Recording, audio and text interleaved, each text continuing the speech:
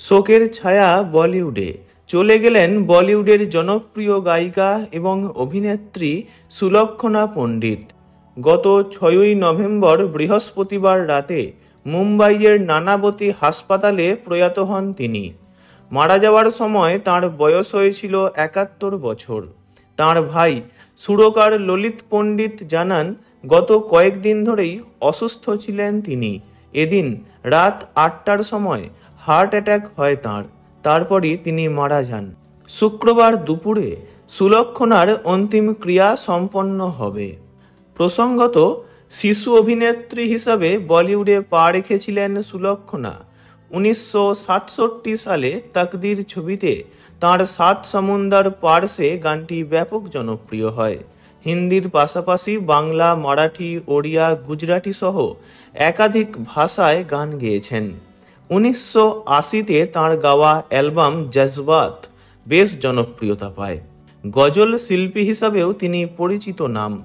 1986 সালে লন্ডনের royal Albert হলে আয়োজিত ফেস্টিভ্যাল অফ ইন্ডিয়ান মিউজিক কনসার্টে ভারতের প্রতিনিধিত্ব করেছিলেন সুলক্ষণা। কিশোর কুমার, হেমন্ত মুখার্জি, মোহাম্মদ রফি, শৈলেন্দ্র সিং, উদিত নারায়ণ সহ খ্যাতনামা শিল্পীদের সঙ্গে কাজ করেছেন তিনি। রূপলী পর্দায় আসেন 1975-এ।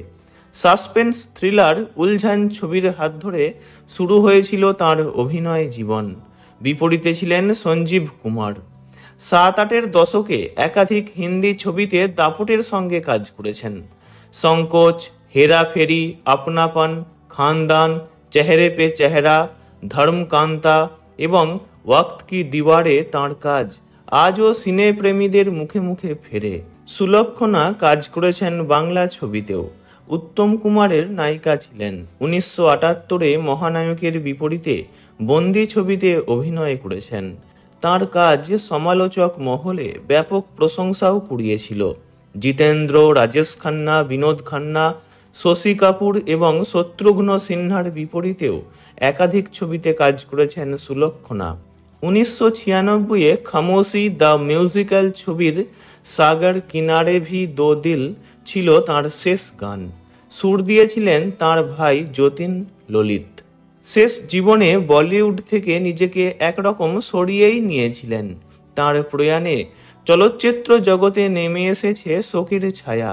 পরপারে যেখানেই থাকুন, ভালো থাকুন সুলক্ষণা পণ্ডিত।